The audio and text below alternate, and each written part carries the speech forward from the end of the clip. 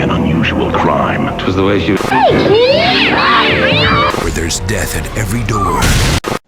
I'm moving him to our Scranton facility. Dr. Wimmer, you can't risk transporting him through open country. His unique ability to regenerate lost and damaged tissue, I mean, it cries out for more research. Cryogenic breach. Emergency lockdown. Can someone tell me what's on his face? Some kind of 20th century carbon filtration unit? It's a hockey mask. How does he function with a brain that small? Way manages. Who's been a naughty little boy? I have. It's gonna take more than a poke in the ribs to put down this old dog. Yeah, that ought to do it. Guys, it's okay. He just wanted his machete back. All right, look, how do we get off the ship? I don't know. Well, could you beam us off or something? Beam us off? Hey, you want a beer? Or do you want to smoke some pot? Or we can have premarital sex. We love Premarital sex. What the hell is going on? Jason fucking Voorhees, that's what's going on. Hi, this is Russell Todd from Chopping Mall, He Knows You're Alone, and Friday the 13th Part 2, and you're listening to The Hysteria Continues. And indeed you are. Welcome back to The Hysteria Continues. This is episode 148, and this time we're going to be circling Uranus as we cover Jason X. What? Did I hear a titter in the background? You said a word that was kind of bold. I did, okay. But I'm also, obviously... we have been known for our double entendres, but we are joined by the king of the double entendre, Gore Blimey, from Trilogy of Terror, sorry, put my teeth back in, podcast. So we're very pleased to have Gore Blimey with us. Gore, how are you doing? Hello, I'm doing all right, thanks. Excellent. Well, that wasn't very rude. Anyway, Say something rude. Say something rude. Come on. Do a sentence with knob in it or something. There'll be plenty of time to fit one in later. Yeah. So we'll come on to you later, Gore. But he's going to give it to us later. Yes. His opinions on Jason X. Exactly. It's going to be one of those shows. So, Erik, how are you doing? I am awesome. Excellent. Well, I'm glad. And sexy. Well, yeah. Okay. Thanks. Hey. A little too much information. Nathan, how are you doing? I have no shirt on. Oh. I'm doing very well today, Justin. Oh, and Nathan has got a new oral device, haven't you? Yes, it's big and black. And the microphone. The microphone, exactly. So, have you enjoyed using it? Yes, I've used it when I did Made for TV Mayhem. Excellent. Well, you sound fantastic, and Joseph, you've got a new thing in your hand as well, haven't you? Oh, yeah. Well, it's only taken us 148 episodes to come up to the professional standards that we are now known for. So, but Joseph, you're all good? Yeah. Excellent. I'm glad to hear it. And Gore, how are you doing? We're very pleased to have you on the show because we're big fans of your show, which Eric's guested on, and I think I might be coming up a little bit later at some point. You are. You're going to be popping up soon as well, yeah. Yes. Ooh. Yeah. So, but yes, you haven't listened to Trilogy of Terror podcast, then please do. And I think every time you do you want to explain a little bit about your podcast, Gore? What is the idea behind it? Yeah, what it is I just pick a horror director each time, and then just look at 3 of their films, really, and that's basically it, really. But in between the main episodes, I sometimes get someone in to do an interview or look at something connected with the director, or something like that. But yeah, it's mainly looking at a director each time and 3 of their films. Or in the case of the episode I was on, 4. True, yeah. Yeah. There are exceptions, obviously. That one was 4 completely different directors. Yeah. Well, let's not argue about details. We did Friday the 13th 1 to 4. So this is why I thought Gore would be a prime candidate to come on and talk about Jason X. I know. Aren't you lucky to come on to the one of the best sequels in the franchise? Or am I joking? You're preempting there. Yes. Well, we'll see. Don't assume to know what everyone's opinion on Jason X true. is. That is absolutely true. No, I shouldn't preempt people's reaction to the classic Jason X. We'll be talking about that a little bit later on. But before we do that, in time-honoured tradition, we shall talk about what we've been watching recently, because we haven't actually recorded for over a month. But through the magic of the internet, well, we've only been about 3 or 4 weeks late anyway, so we have been away for a little while, but we're obviously glad to be back. And also, for our dear Patreon listeners, I finally got out of that Spanish jail and edited the Werewolf Woman Patreon pick, which should be up. When is that going up, Joseph? When are you going to stick it up? You whore. The Werewolf Woman episode is now online, so you can go listen to that at your leisure. Exactly. And Erik overdid himself. No, he outdid himself with his intro. Yes, so that's definitely worth a listen. Full of you whores and you bitch and other rude words. Yeah. So I had a lot of fun with that one. But we'll tell you what we're doing next time a little bit later in the show. But as our guest, Gore, do you want to tell us what you've been laying your eyes on recently? Oh, right, yeah. Well, the thing is, lately, I have actually come into the 21st century and I splurged on a new Blu-ray player. So, yeah, which doesn't mean I bought a load of Ryan Reynolds films, in case you're wondering. It's not that. So I've been looking at some of my old favourites and looking at them on Blu-ray, which has been quite good fun. So I've seen 3 of them so far. One was Demons, which is one of my big favourite 80s horror films. So I love that because it's just such fun and it's gory and it's got completely absurd set pieces, like helicopters dropping through the ceiling. Hey, that happens all the time at Cineworld in Dublin. But it was really good because looking at it on a Blu-ray, there were lots of little bits and pieces that I hadn't actually seen before because it was so dark on the VHS and the DVD. So Demons was one. It was quite a nice one to watch. I also watched Splinter, which is one that it always surprises me that not more people know about it because it's such a low budget film with it's got about 6 people in the cast and it's one location. But not many people seem to know it, and it's such a well-made little film, and it's so creepy, and it seems to be practical most of the time for the effects and things. And the way the infected bodies that get this parasite, the way they move and everything, is just so incredibly creepy. It's really worth seeing for that. So that's an old favourite that I watched as well. And the other one I watched is not really a scary film. It's a different kind of horror, I suppose you'd say, is Xanadu. So you've got Olivia Newton-John as a muse, roller skating around in frilly tablecloths. It's not really a good film, but it is the film that it went on. No. It went on to inspire the Razzie Awards and all that. But I mean, it's got an ELO soundtrack. It's incredibly kitsch. I love it. It's one of those films for me. It's like a comforting film to enjoy. You know, you sit back on a comfy armchair and put your feet up on a puff and just enjoy it. Well, I think, Nathan, aren't you a big fan of Xanadu, or is that Erik?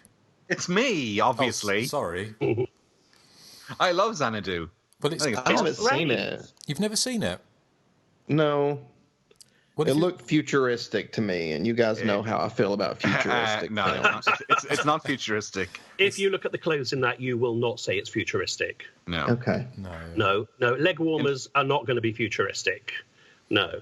No. They may come back. Well, they may. So may Olivia Newton-John's career, but no. And Michael Beck's. I saw you commenting on his acting abilities in Xanadu on Twitter. I'm saying nothing.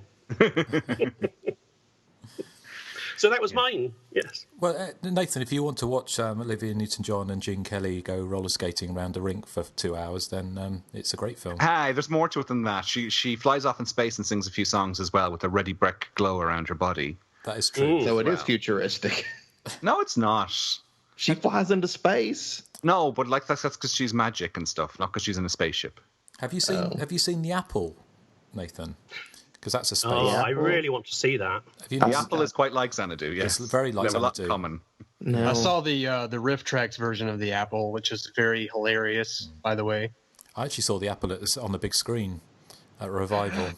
So I wasn't that old. I'm not so old. I saw it at the cinema, Erik. Yeah. I was about to say 1980. Yeah. But yes, well, thank you, Gore. Thank you for sharing. That all sounds marvelous, and it's great to see stuff on Blu-ray, isn't it?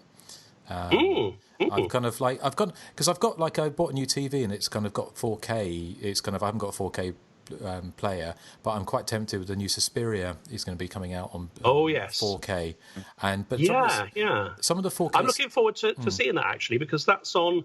They're showing that at this year's Celluloid Screams up in Sheffield, and I'm going up to that. So I'm looking forward to seeing that. The Suspiria, the 4K. Yeah, I'd love to see it. It's not showing anywhere near me, but I've noticed 4K on Netflix. Get Netflix 4K, and everything looks a little bit too sharp. So I'm wondering actually whether or not sticking to Blu-ray might be better. I don't know. But anyway, enough of techno geeking. Nathan, what have you been watching? I watched one called Crazy Lake. It's just about a group of friends going to a lake, and that's crazy. Mm-hmm. Yeah, it's insane. And they're getting killed off one by one. I mean, it was okay. It's unfortunately, I probably find it to be very forgettable, as I don't remember a lot about it now. But I do remember thinking that sometimes the music seemed out of place. Like there's a couple getting hacked up in the beginning in a tent, and I felt that the music sounded more like what you would hear at a rave. Not that I've been to a rave, but it just didn't feel like it fit the scene very well, you know? Would it have been sort of better with the Benny Hill music? Well, no, I was thinking, something more along the lines of Don't Go in the Woods, or because I like that music. And I also like Slumber Party Massacre soundtrack. That stuff in Don't Go in the Woods is music? Well, yeah. Oh, okay. It has a certain frisson. I'll give it that. It's in two separate movies. It's also in Frozen Scream. Oh yes, we were talking about this in the last episode, I think. And the only other, well, I mean, I've seen a lot, but the only other one I thought we probably could all talk about, because I don't think I did last time, was I did see It in the theater, and I really thought it was great. I mean, it was exactly what I was looking for. I thought all the kids did very, very well in it. It took me a little bit to get used to the new version of It, because it's not the same as Tim Curry's, obviously. But I still really liked it, and I'm looking forward to the next film. I thought there was a few, fairly scary set pieces, and it actually did make me jump a few times. So that's always a plus. Did you spot the Toya poster? Where is this going? I haven't seen it, so I don't know what this joke is reference to. I don't know what poster you're referring to, but I know there wasn't an actual toy poster. There was something with red hair and an awful lot of makeup on in it. Don't you start bullying me too, or I'll hang up on you. Yeah, that's very true. No, but my mistake. There wasn't a toy poster, but there was a Susie and the Banshees poster. So they're going for iconic acts from the late 80s. So no wonder that film is so crap. But what film? Yeah, what film, Eric? It. But you haven't seen it yet, so you can't comment. But Gore, you've seen it, haven't you? Yeah. I saw it, and I hadn't seen the 90s version, and I hadn't read the book, so I went to it without really knowing anything about it, apart from there's a clown. So that's about all I knew. So I went into it completely blind, but I really enjoyed it. I thought it was a lot better than I expected, actually. Well, why don't you just marry Justin, then, if that's where you're going to be? What have I got to do with the film It? I mean, it's going to... I could say my piece. He's supporting your Susie and the Banshees jibe by saying he likes It. I never said anything about Susie and the Banshees. I'm talking about the film.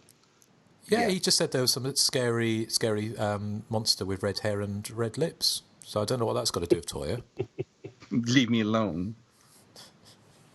But Joseph, you've not seen it, have you?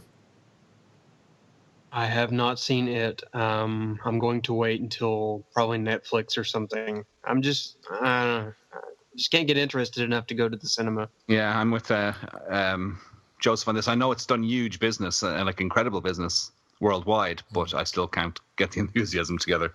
But I will say one thing about It starring Tim Curry, and that it was hot. Tim Curry, he was hot in It.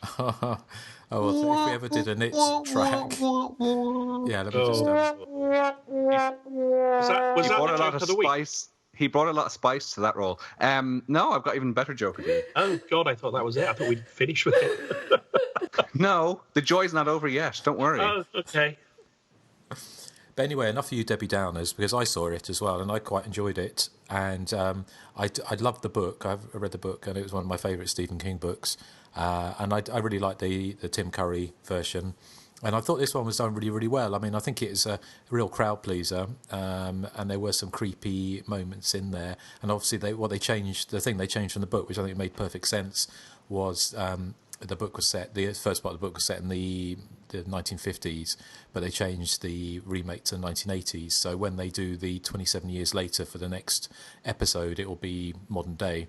So I thought it was really well done. I mean, it's not groundbreaking, and it's a crowd pleaser, but it was definitely worth seeing on the big screen. So, and I thought the guy... I was really impressed with the acting, actually, because normally when you think child actor, is usually that's a bit of a contradiction in terms, but actually they were really good, the kids in this. Yeah.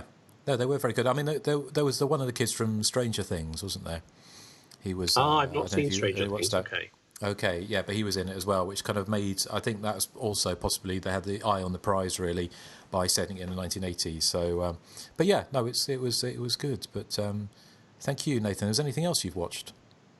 No. I'll save it for next time. Okay, right. Well, thank you. Joseph, how about you? Yeah, just a couple of things. I watched a film from 1996 called Listen. I had seen this movie many, many years ago. It's basically about a girl who moves into an apartment building, and after she and her boyfriend have intimacy issues, she starts kind of eavesdropping on phone calls, and she basically hears a murder, and she thinks it may have something to do with a phone sex line. It's a really, really trashy version of, I'd say, Apartment Zero or Basic Instinct, which were both pretty trashy in their own right. But I enjoyed it. It's just really kind of late night cable. Guess the killer, who's the murderer.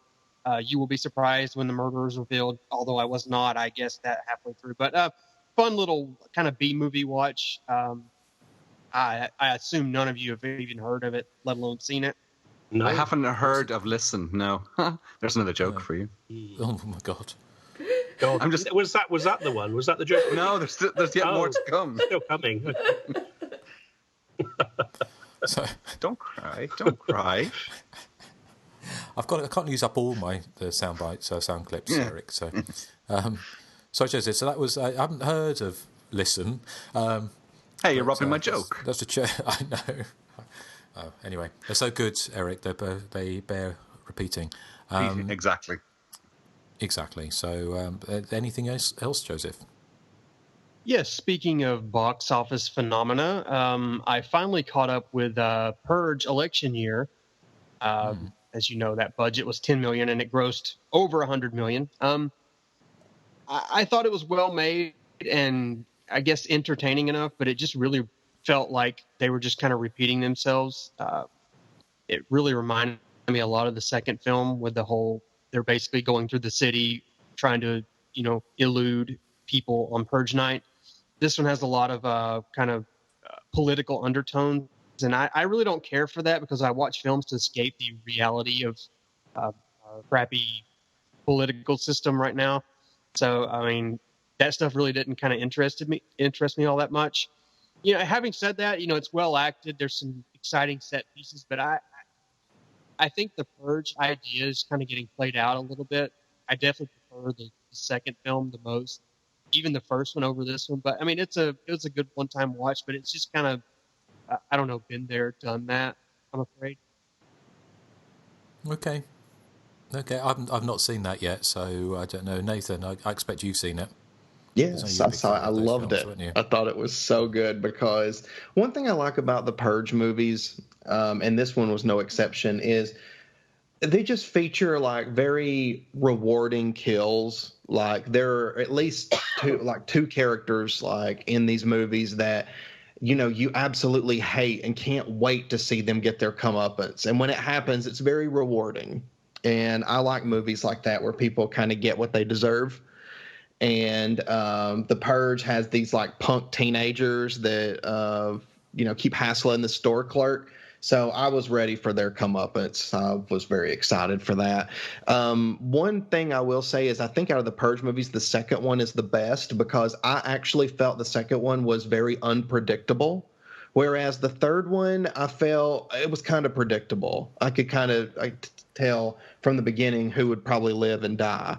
But in the second one, that's one thing it's got going for it is I had no idea, who was going to live or die in it. So that's kind of my thoughts on the Purges. Oh, and part one, I loved part one. I know a lot of people don't, but I thought it was great. It's one of those trilogies that I love all three films, really.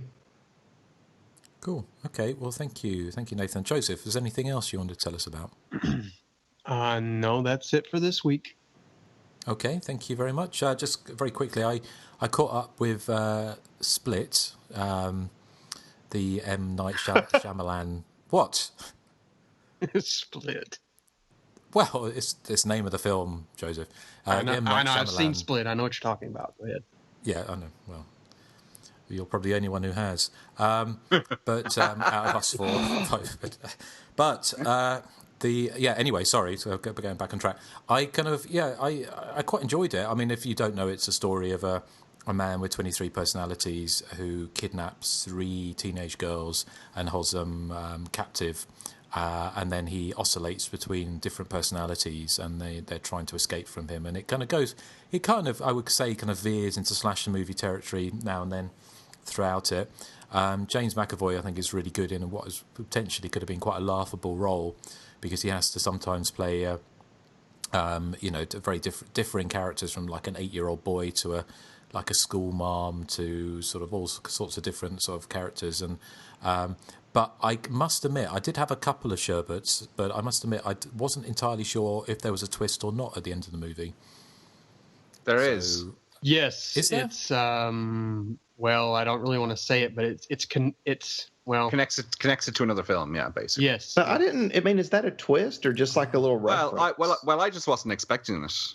I'm assuming it's more of a surprise and not really a twist on the plot. True. Kind of a surprise. Yeah.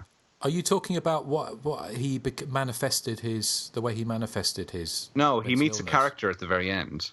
Yeah. Oh, that. Oh, well, that was, yeah. No, I remember that bit, but I thought that wasn't. But I was expecting some other sort of like big reveal that another character was really him and all the other characters had multiple personalities or something like that. But it didn't really happen. I think basically the reveal is that this movie is more or less a sequel to another M. Night Shyamalan film, and they don't want you to know it till that last moment. Right. Okay. Yeah. Okay. Right. So, okay. Right. Well, anyway, I saw that. The other thing I'll just very quickly mention, I watched, sort of binge watched on Netflix was the Mist TV series, which, you saw that, Joseph, or? Well, I saw the first episode and like half of the second, and I couldn't really get into it. I just they hid the monsters in the first episode. I seem to recall, and I just seemed like it seemed like the characters were just kind of blindly wandering out into the mist like a bunch of morons. But I may go back and watch it, but I hear it's been canceled after the first season. I think it probably has. I mean, it did actually. I thought it got better as it went along, but it was different. Well, it was very similar, but it was different from the film. Whereas in the film, it was literally like sci-fi big monsters and Cthulhu type sort of Lovecraftian kind of monsters coming through a rift in time or whatever space or whatever it was. But in this, it was people who were being killed by their worst fears. So there wasn't really any aliens or any kind of monsters in this particularly. But you just saved me a few episodes in. Yeah, but no, because I wanted more monsters. But it got more and more twisted, and it got more and more perverse and twisted as it went on, which I quite liked. It wasn't. I would say it wasn't as safe as it could be. It went places that you some darker places you would only see in Erik's like Iceland. Collection. Yes, like Iceland. What, the supermarket? Well, at night. That would only be a joke. The only joke that would work for us Brits. But three anyway, of us, yeah. But the three of us. But it was okay. I mean, it was a good time waster. But it's some weird. It got weird and some genuinely nightmarish sequences later on. So it might be worth a watch. But as you say, it got cancelled. But then, having said that, I'm not completely opposed to having to end the series. Just for the sake of it, just for ratings and money. It's better if things kind of stop. So Justin, on an earlier episode, you said they were making a sequel to the slasher series, and I wasn't sure. I thought it had been canceled, but yes, you were right. Have you heard about the slasher Guilty Party? Yes. Yeah, well, I've heard about it. It's got nothing to do with the original. It's kind of a standalone series, isn't it? It's a bit like American Horror Story, or it's basically they're going to release it to Netflix October 17th, I believe it is. It's basically a bunch of guys and girls go to a camp or a resort or some sort like that in the snow, and they start getting picked off by a murderer. I mean, the previews look a lot better than the first series, so I'm actually really excited about that. Okay, no, it sounds perfect, doesn't it? Yeah. So looking forward to that. So anyway, from snowy resorts with a mad killer. What? Nobody's asked me what I've recently. You didn't ask Eric. Oh, sorry. Anyway, brushing over that. Straight on to Jason X. Anyway, no, Eric, what have you been watching? Okay, I really only we've all been dying to find out. Well, sorry. So we've all been dying to find out. Yeah, I watched Touch of Death then, which is an 88 films Blu-ray that's come out recently. This is the 1988 Lucio Fulci movie, one I hadn't seen before, and this one stars Brett Halsey as a middle-aged psychopath Lothario who seduces rich women and then kills them. And I think the film had production problems by the looks of it, because sometimes he's a cannibal, sometimes he's not. He seems to prey on women who have weird facial disfigurements for some reason, and that's not really explained why. And there's just tons of slapstick and silly humor littered throughout the film. So it's a real mishmash of different styles and tones. Having said that, I find it quite watchable, but I think it would be an acquired taste for people who like those kind of late 80s Fulci movies where he was, I suppose, slumming it on sort of low budgets. But this is one of the films that he recycled later in Cat in the Brain, aka Nightmare Concert. So all the gore scenes will be familiar if you've seen that film. So, but I quite liked it. Not one I'd probably return to very often, though. And as I said, an acquired taste if you like those sort of film mirage style Italian movies from the late 80s when things were sort of on the wane. I'm not a big fan of the later Lucio Fulci things. I thought Cat in the Brain was terrible, but I might, if I saw it again, I think I was probably measuring it against some of his earlier stuff, but I thought it was... What, you were measuring what against? What? There we go. Yeah. Thankfully, this isn't a video podcast, because who knows what, especially with Erik. Is that what it was? I thought you were eating a sausage roll or something. I didn't know what that was on the screen. Ooh. A sausage roll, but sausage rolls, well, I'm vegan for a start, and anyway... Well, a Linda McCartney sausage roll. Well, all right, a cheesy roll thing, I don't know. No, cheese is not vegan friend either. Oh, yeah. But sausage rolls are... There is vegan cheese, but yeah. Yeah, but sausage rolls are like stubby little things, and we're not around Eric's house, so... Shut up. You haven't seen my monster hot dog. So, anyway, what else have you been watching, Erik? Okay, the only other thing, and this is slightly off topic and slightly on a tangent, but this is a subject very close to my heart and also to Joseph and Nathan, and I think Gore Blimey as well. But whilst I was on the beach in Spain on my holidays, I read The Disaster Artist, which is actor-producer Greg Sestero's account of working on the infamous 2003 film The Room. And so I know it's not a horror film, but I've mentioned before that the film The Room is very much a kindred spirit to Fatal Frames, in my opinion. It looks like it could have come from the same filmmakers because it has that kind of vibe.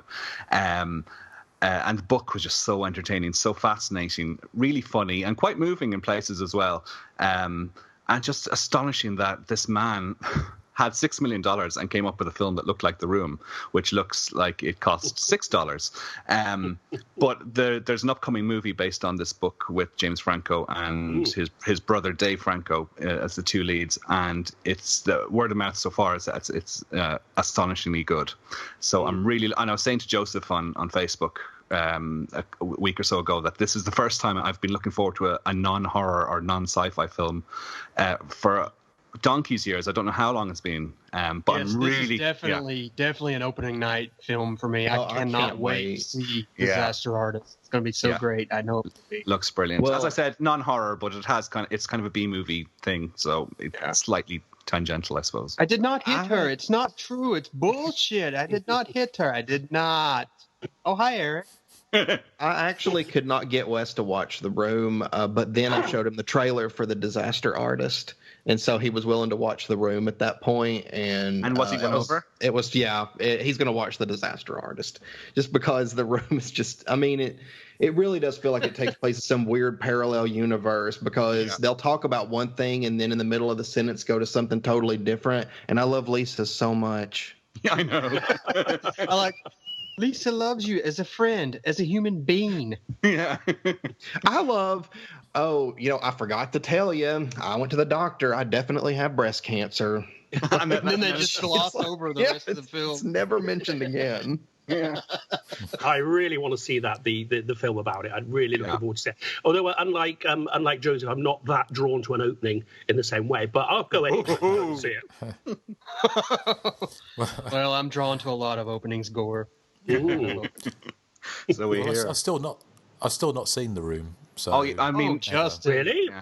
No, the other way, Justin, you had to coerce me to watch Showgirls because I always had this vision that Showgirls would be really boring because it was sort of over 2 hours long, and then I was completely won over, and I was thinking, oh my God, why didn't I watch this 20 years ago? This is how you'll feel about The Room, I think. I'm pretty sure. I'm sure it will be. Is it on Netflix or anything like that, or is it? No, you have to. You have to buy this one. Tommy Wiseau sells it like you could probably get it elsewhere, but it's only for sale. Yeah, you can't get it legally in the UK or Ireland, so you'll have to import it from the States or go to Baby Jesus sites. Okay, right. Well, thank you, Eric. Is there anything else you want to regale us with? That's it. Nope. Okay, well, buckle up. It's going to be a bumpy ride. If you're looking for terror, here comes a perfect 10. In the year 2455, on a routine training mission, a team of students is about to learn a terrifying lesson.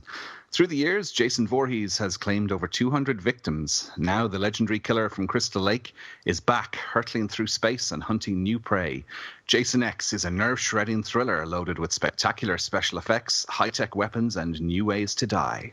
Jason X is a horrifying hoot and a half, easily the most satisfying and entertaining of the series. So says Anthony Timpone from Fangoria. So, yes, the best and most satisfying and entertaining of the series. Would you agree, Gore Blimey, for Jason X? Right. Hang on a second. Sorry, just spitting out my cough sweet there. I've got a bit of a tickly throat, you see. Oh. And I thought, I could have swallowed it, but I thought probably best if I spit it out on this case. Anyway, he's being rude. Not at all. For goodness sake, this is filth. Yes. Jason X. Well, you may never want to invite me on here again, but actually, I quite enjoyed this. I don't know how that's going to go with the rest of you, but it's a bit. It's very silly. I get that. It's set in space, so it's really silly. But I think there's a bit of a trend to do sequels in space if you look back at other films. So, especially 4 parts, funnily enough. Critters, Leprechaun, and Hellraiser, I think they all their 4th parts were all set in space. And when you compare it to those, it's actually not too bad in comparison. Most of it's set in the 25th century, which is the same time as Buck Rogers. So I was quite disappointed that the android in this one doesn't say Biggie Biggie and all that sort of stuff. But if you do remember Twiggy or Twicky, whatever it was called. Twiggy's a model. Tweaky was Buck Rogers' robot. Yeah. Oh, okay. Biggie. That's it. Well, if you remember that, she does have a very similar haircut to it. Better boobs, isn't she? Yeah. It's quite cheesy. The futuristic sci-fi stuff is really, really cheesy. So people saying like, "What's a hockey mask?" and the nanotechnology sticking someone's arm back on and stuff like that. It's all very cheesy. But on the other hand, some of that I quite liked. I liked the androids when her nipples dropped off. That made me laugh. That was quite funny. That's always happening to me. And it might be a super futuristic spacecraft, but there's a lot of knitwear going on. I don't know if that's something to pass the time when they're on long space flights or something. But I just imagine they probably got storerooms with spacesuits and phasers and laser guns and a few hundred balls of chunky knit or something on there. But and the other thing I quite liked, which other people probably hate, is the virtual reality Crystal Lake thing. When I first saw that, I thought that was really funny. With the original music and the girls saying that we love premarital sex and showing the boobs and the sleeping bags. It's all very, very silly, but, I thought that was quite funny. A couple of really good kills in it for me. There was the liquid nitrogen killing, which they sort of borrowed that a bit later on in the Mindhunters film with Christian Slater, his leg. That was quite a good sequence. I thought that was pretty good. I thought it was quite tense. I liked that she was all banging on the glass and people the other side couldn't hear her, although that did remind me a lot of Ripley in the Aliens film, but I'll mention that again in a minute, because there was a scene when she was locked in the lab with Newt and a load of facehuggers. I thought the special effects for that were really good, although I was quite impressed that Jason knew all about chemistry and what liquid nitrogen can do and all that. And the other one I thought was quite good was when there was somebody falling onto a giant screw thread drill thing and then slowly rotated down it as they slid down it, which was sort of fun and all that. I thought it was quite well filmed, especially the first half. I liked the lighting and the camera angles and things. I thought was pretty good. CGI, there's a lot of it in there. I thought it was mostly okay, apart from the nano things when they run over people's bodies. I didn't think that worked, but the rest I thought was okay. Good Foley with the sounds of breaking necks and gooey noises and stuff. And the humour, some of it's a bit cringy, some of it's dark, and it was okay. The other thing that's good about this is you can have a bit of fun trying to spot all the alien and aliens bits in it. So we've got like the synthetic human. You've got someone wants to keep the dangerous monster alive for profit. And there's a scene with the grunts, they're referred to as getting killed off one by one, which is just like a scene in Aliens. And there's someone saying, get your people out of there. And they're all being killed off by the monster or monsters. And there's even a character called Dallas in there, which was one of the main characters in Alien. So loads of Alien or Aliens references spotted through there. As for Uber Jason, I thought it was okay, although I thought he looked a bit plasticky. But it was okay. I wasn't too fussed about that bit. Spoilers, can I talk about the end? Of course, yes. Okay, then. Well, the ending, you get Jason ends up getting sucked off the spaceship with the sergeant riding him on his back, and then they both shoot off heading to his atmosphere. So is that enough double entendre? That was quite memorable, let's say. Oh, Rector, sorry. Don't apologise. Tom, you better pump the organ today. I think it's, if you don't take it too seriously, I thought it was quite a good popcorn movie, and it made me laugh a few times, and it looked all right. And you've got a big unstoppable killer killing people, and I think, well, it could have been a lot worse. At least no one had Warwick Davis crawling out of their willy like in Leprechaun in Space. So what? I liked it.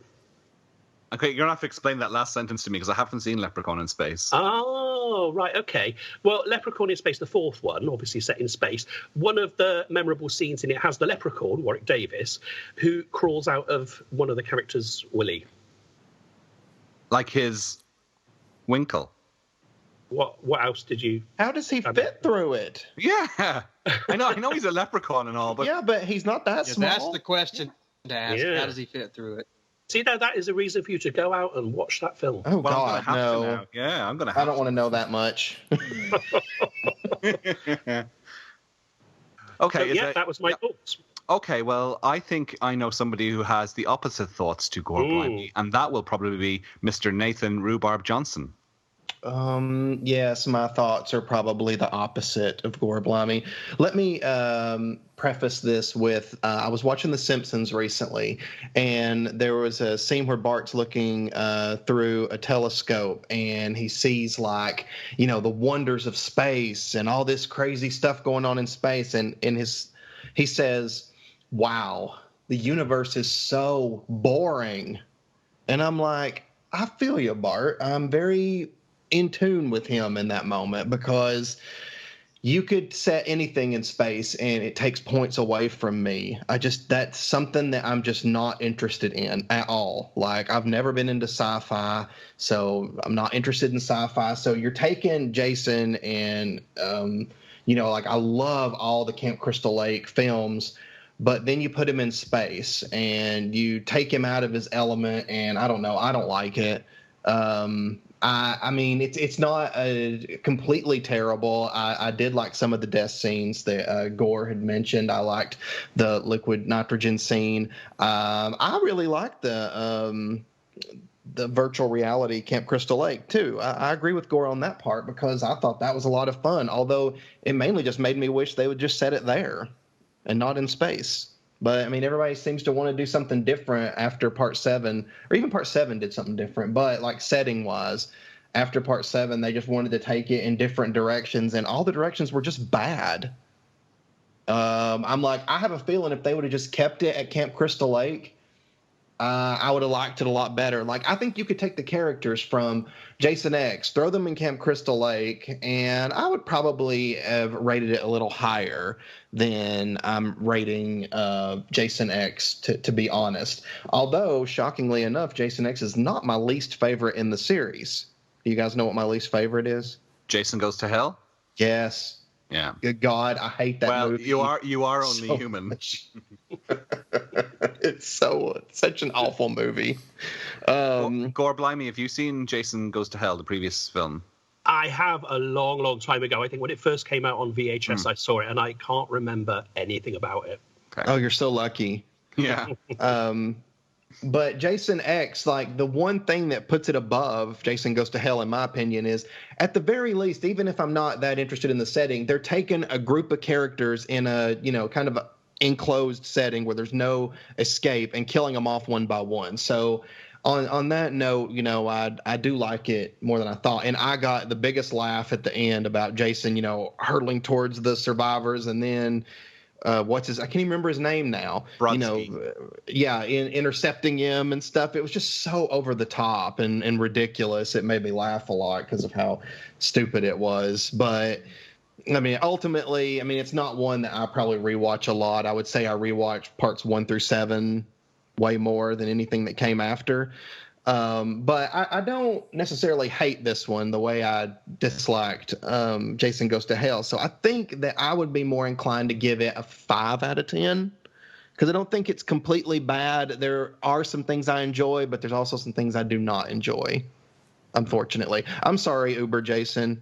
You know what, though? If they would have made a sequel to that where it was set on Earth, because, you know, at the very end, when the couple is out on Earth, I assume, and the mask, you know, falls down, or Jason falls down, I would love to have seen what happened after that. Well, we can discuss that later. I would assume that'd be Earth 2, because they said Earth was disintegrated in the... Yeah, it's Earth 2. Okay. But, well, then we'll have to discuss after the credits later. Well, I did read the Jason X sequel novelization. Now, I can't remember much about it, but it was set on Earth 2. It was a direct sequel to Jason X. But apart from that, I can't remember what happened. So Nathan, so you hated it then, basically, is what you're saying? I said 5 out of 10. Yeah, 5 out of 10. That's average. Wait, I'm afraid you're still chucked. You know, can't cope with that. Okay, well, wait till we hear from Joseph, because I think he's really going to diss this film. Well, I mean, wouldn't it be amazing if we could just kind of turn back time and re-review another Friday the 13th film? I mean, you really didn't want to discuss this. There's a Friday the 13th coming up, and you were like, "Can we not do Jason X, please?" And the rest of us were like, "No, we're going to do it." I guess I'll persevere, because, you know, it's our job to discuss these films. But I'll just say that Jason X is one of the lousiest Friday the 13th films there is. one of the most desperately bad horror films I've endured in such a long time. I mean, in place of atmosphere are some really cheap sci-fi sets, and that's SYFY, as in the channel. To compare this film to a legitimate science fiction film would be a disservice to the sci-fi genre, in my opinion. It's got really lousy non-Friday the 13th music. Some of the poorest writing I've seen, this side of a kindergarten production of Death of a Salesman, I'd say. The film it's peppered with jokey dialogue, with characters stabbed, hacked, filleted, bombed, frozen, etc. by Jason Voorhees, and they get enough time to dole out such poppers as "this sucks on so many levels" and "oh, he just wants his machete back." I mean, the Friday the 13th films were never rousing because of writing, let's face it, but a majority had that unmistakable atmosphere, the music, and they all had that sense of kind of comfort, familiarity to them, that it didn't really matter if they were poorly written. Jason X tries to shoehorn Jason into a really lame gimmick and be sarcastic about it, and I hate that. I think it doesn't work. In fact, I'd be the lone wolf here and say probably that this is the worst in the series for me. I think Jason Goes to Hell felt more like The Hidden rather than a Friday the 13th film, but at least it had kind of variable atmosphere and effective set pieces. I mean, Jason X, for me, has none of that. I mean, it's not even amusing, to quote Steve Martin in Planes, Trains, and Automobiles, accidentally. I mean, even the death scenes were dull. The cryogenic stuff, I just found it dull.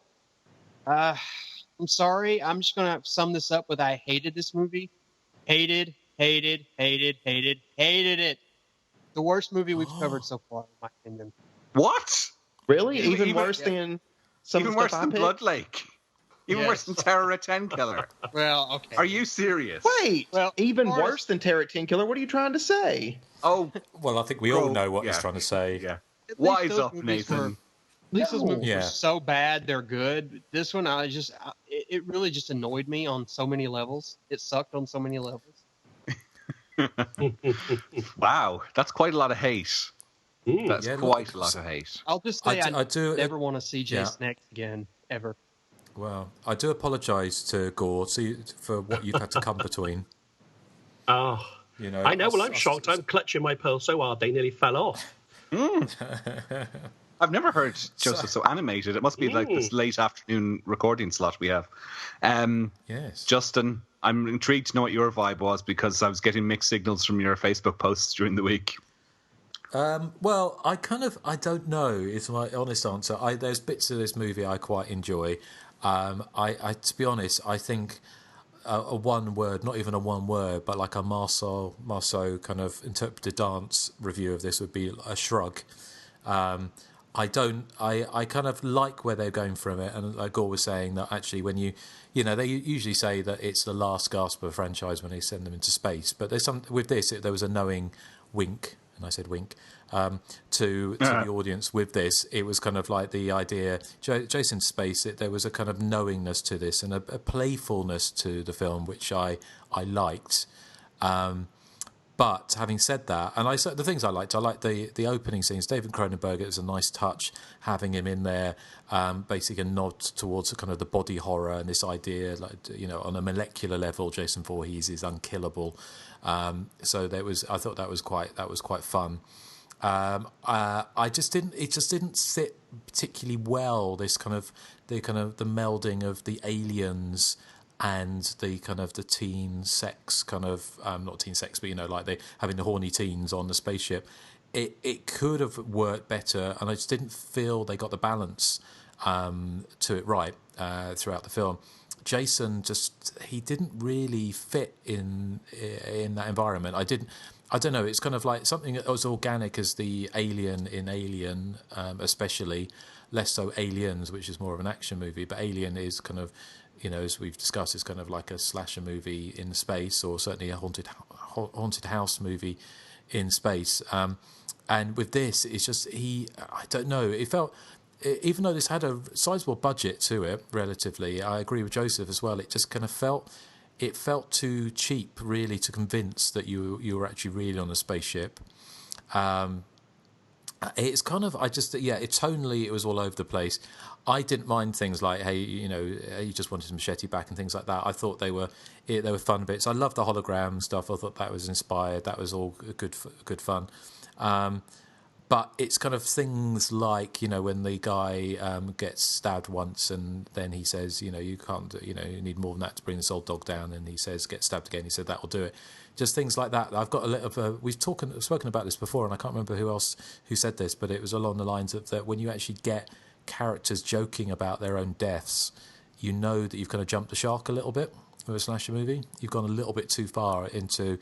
You've gone too far. You've basically gone beyond the realms of believability. And of course, we're talking about 25th century knitwear space opera. Then obviously you're already gone beyond that, but.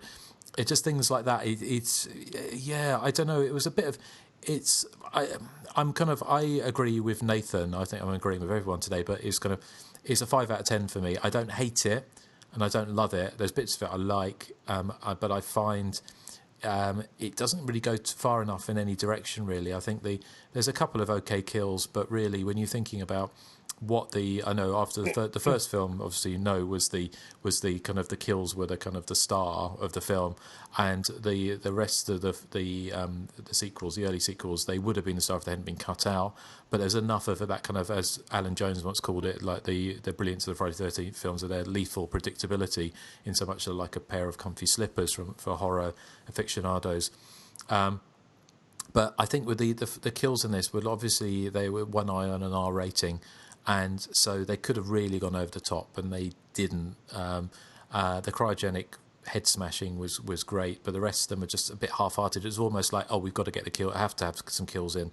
Let's put a kill in, but there's no weight to them. There's no kind of oomph to them. I didn't find. It was kind of it's a 5 out of 10 for me. I don't hate it. And I don't love it, and it's certainly not my favourite Friday the 13th film, and it's a film that I probably could live without watching again any time in the next millennia. But I enjoyed it for what it was. But yeah, it's a miss. Essentially for me, it's a misfire. Ooh. Okay. Well, I thought I was going to be the sole voice here on the podcast who would be singing the praises of Jason. Well, not singing the praises, that's a bit too extreme. I thought I would be the only one who would be defending the film, but thankfully Gore Blimey got in there before me, and I would be on Gore Blimey's side when it comes to Jason X, I would say, because I'm a fan of sci-fi. Unlike Nathan, I love sci-fi. In fact, I think I'm probably the only one who loved Alien Covenant. I bought it on Blu-ray, watched it again, and thought it was still a really, really good movie. I don't really understand why it's getting such negative reviews. And I kind of get a perverse pleasure out of that 1990s trend of sending horror franchises into space. Now, I haven't seen Leprechaun in space, but I have seen Critters and Hellraiser. And as awful as they are, I find them strangely compelling. And I do think that Jason X is probably the best of those sending sci-fi franchises into space. And like Hellraiser Bloodline, you can see that Jason X suffered from a lot of production trouble with tampering with the script at very short notice and all that. And I think that if Todd Farmer's original script had made it to the screen, it probably would have been a much better film, because the one thing that I do not like about Jason X are those stupid one-liners as people are being killed. This sucks on so many levels, and that when Brodsky is killed for the first time before he's resurrected with the nanotechnology, all that type of stuff I find does ruin the movie a bit for me.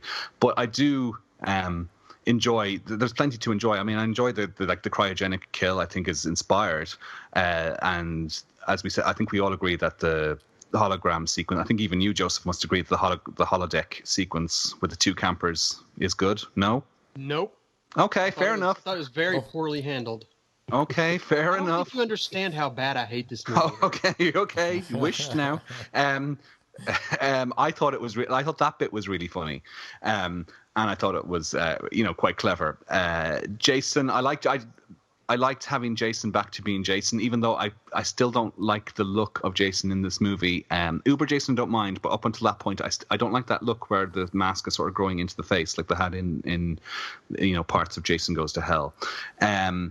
Another problem is probably there's so many characters in the film that they all become rather anonymous, which is kind of, Friday the 13th isn't known for having deep characterizations or anything. But if you look back at the first four in particular, you could always tell who was who, and you could remember people's names. Even if they were fairly interchangeable, they usually tended to have one sort of standout quirk that would help you distinguish them. Somebody was the jock, somebody was the joker, somebody was the slut, somebody was the virgin. Whereas Erik, in this, what? I'm sorry. I will say one thing about this movie that I liked, and that's the character of KM. But having said that, the fact that I like artificial intelligence more than the intelligence on screen here, it kind of says something. Wow, you really don't like this film, do you? No, I like the character of KM as well. Yes, I did like that character. But she really is kind of the only one who stands out. Everyone else is sort of the same character, just duplicated. Nobody has any kind of standout personality. But on the plus side, it has spaceships in it, and I love my spaceships. The CGI does look dated in places. I mean, the nanotechnology that Gore was referring to does look rather crap now in 17 years on.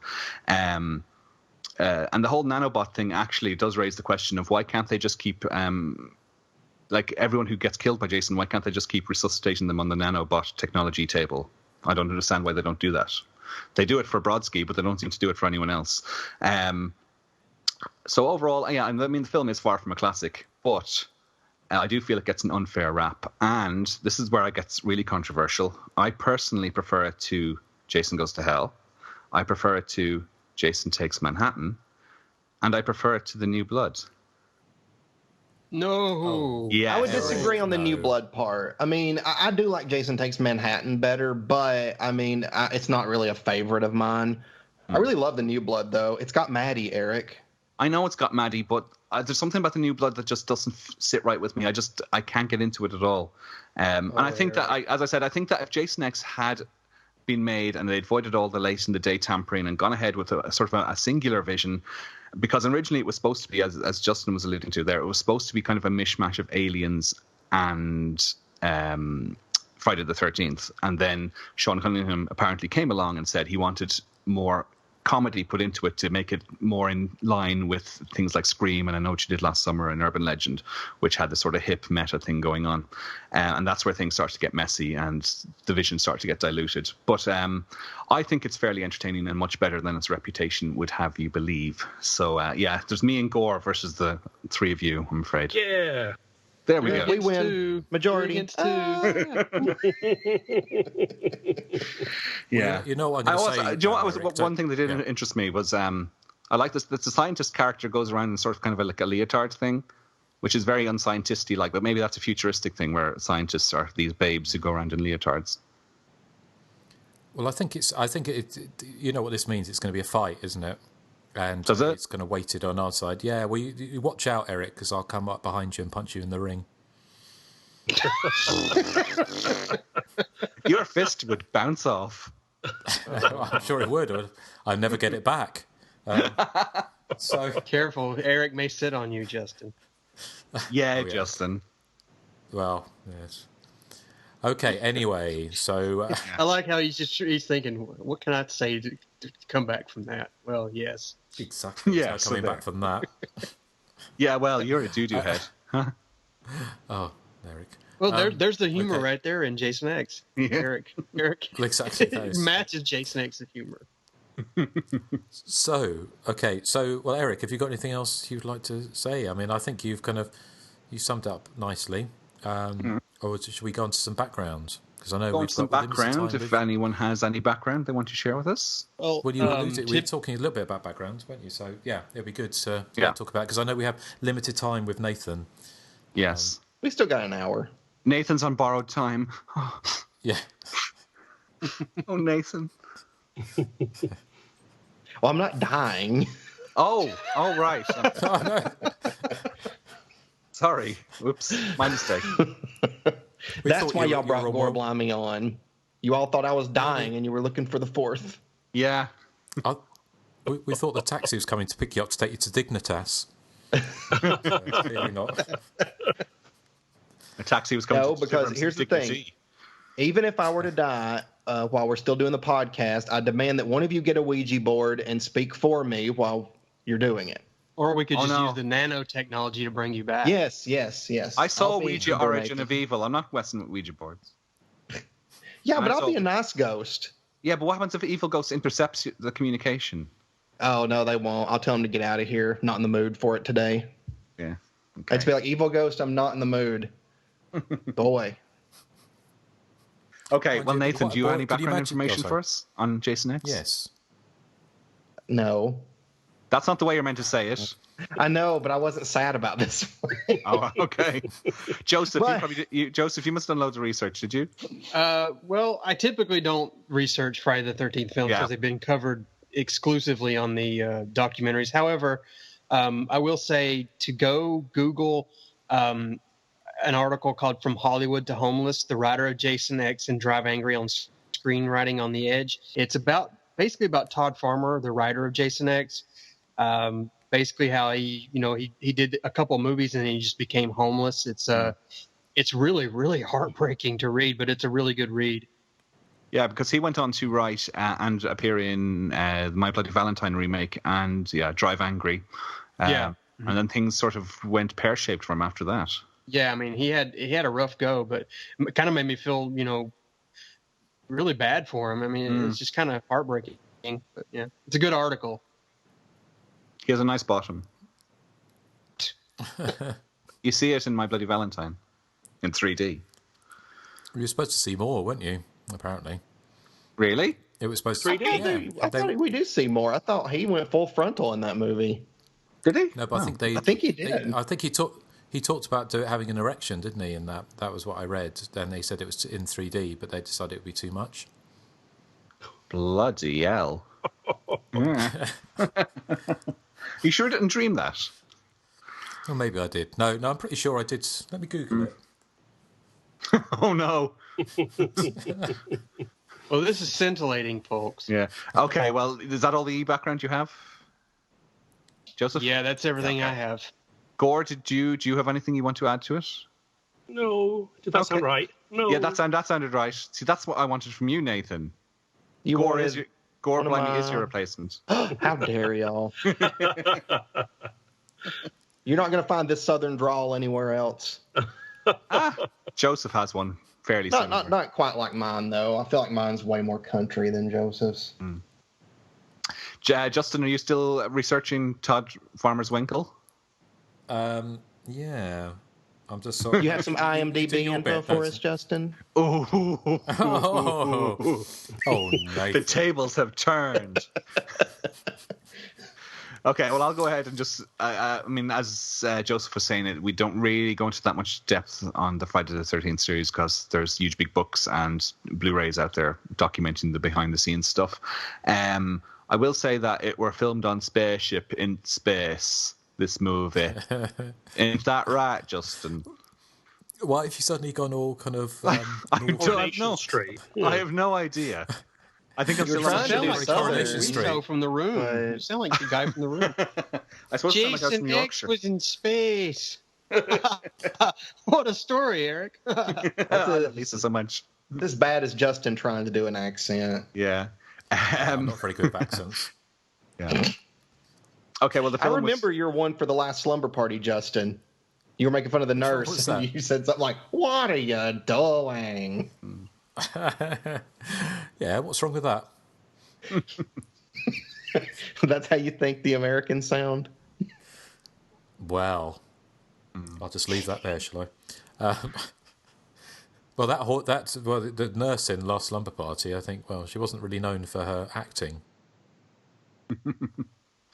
Okay. Well, listen, will I go on and tell you a few behind-the-scenes nuggets? Yes, please, and I'll come back to it. I'm still Googling. Well, you impress us with your nuggets. Go on. I will impress you with my big nuggets. Okay, are you ready? Because I'm going to give it to you all right now. Braced and ready. Yeah, this was made in lieu of the proposed Freddy vs. Jason, which had stalled. They were trying to find a concept that would work for Freddy vs. Jason and have it as a direct sequel to Jason Goes to Hell, but nothing was really working, so they said, let's just put out a regular Friday the 13th movie to keep Jason in the public consciousness until they could get Freddy vs. Jason working. And the reason they said it in the future was because they didn't want to do a direct sequel to Jason Goes to Hell that would disrupt the timeline they had in mind for Freddy versus Jason. So that was why they sent him into space and sent him into the 25th century. One of the ideas, actually, that the director, whose name, Jim Isaac, he originally had an idea that he wanted to set it back in Crystal Lake, but set it during the winter and have Jason in the snow, which was a concept that had been bandied around for a proposed sequel to the reboot from 2009. I wanted that for so long. I want to see Jason in the snow. And apparently Todd Farmer's original script was, quote, weird, sexy, funny, and scary with a raw edge. But, constant tampering with the script very late in the day.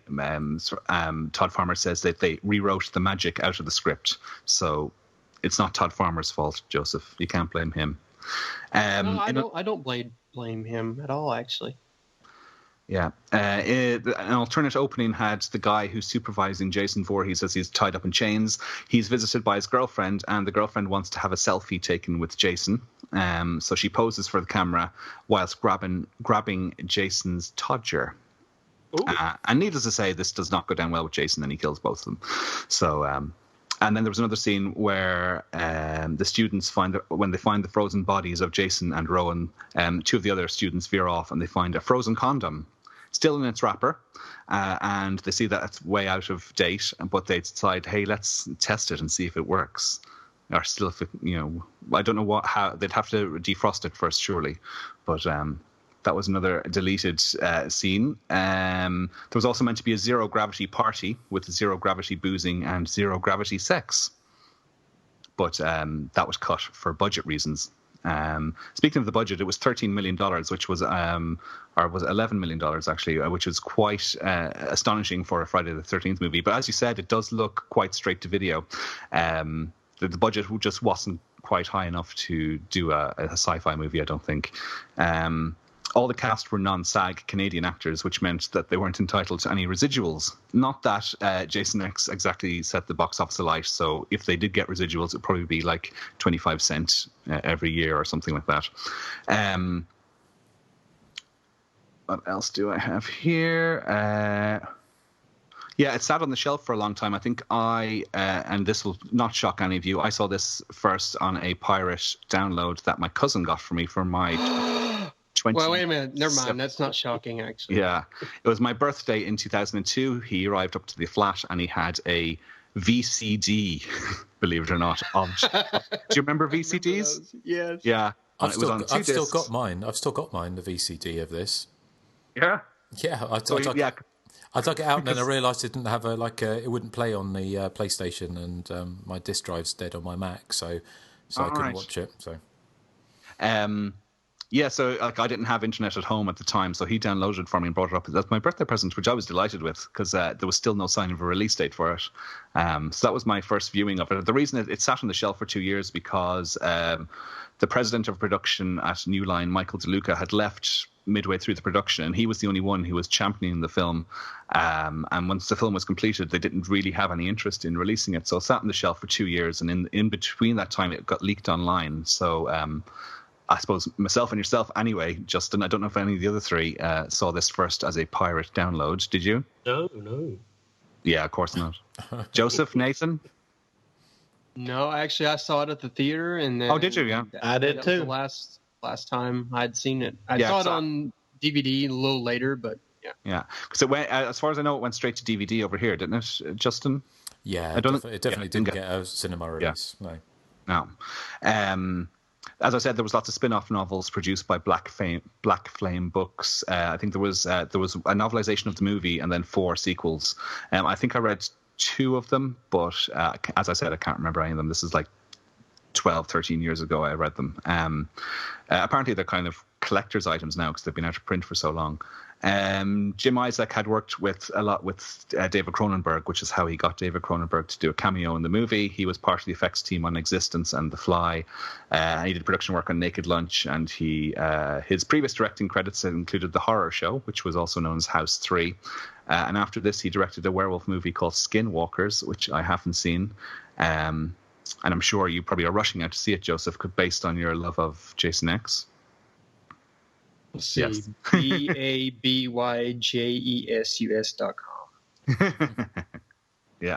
The original virtual reality scene on the holodeck was originally supposed to have Jason's mother, and it was also supposed to have giant rabbits and topless women playing volleyball, because it was supposed to be kind of because it's a holodeck, they can throw anything they want into it, so they wanted it to be a bit more crazy and a bit more zany. Giant rabbits? What, Night of the Lepus? Exactly like Night of the Lepus. Does that have Janet Leigh? See, now I would have enjoyed something like that. That would have been interesting. And Jason was supposed to see his mother in the lake, and he grabs her by the hair and pulls her out of the lake, and realizes that the lower half of her body is a wireframe sort of 3D graphic, and then he realizes he's on a holodeck, and that's when he sort of goes rawr and goes chasing after the others.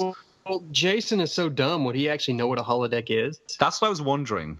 Yeah. But this is what they say was the original idea in the script.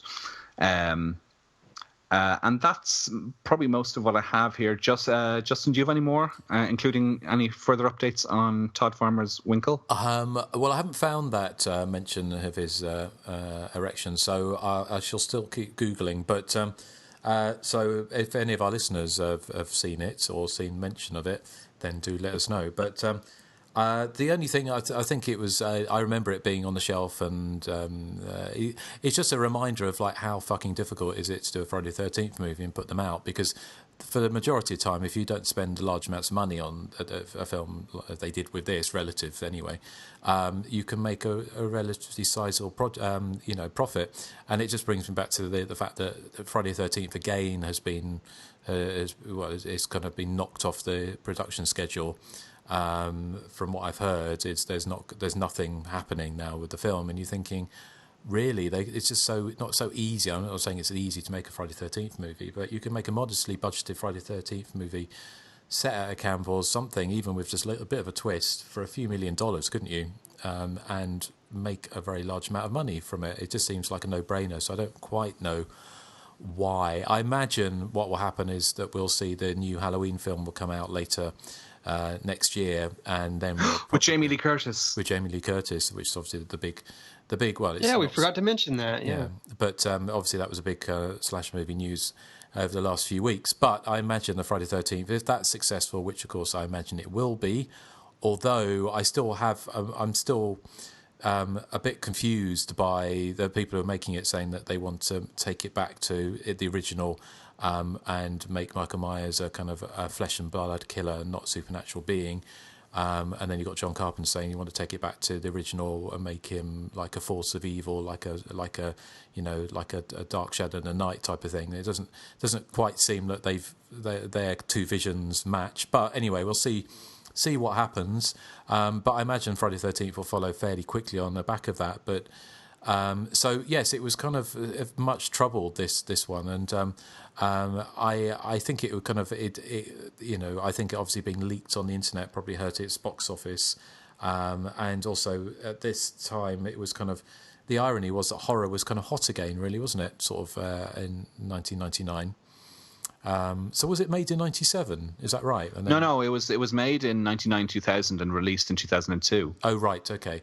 By which time actually they'd kind of missed the horror.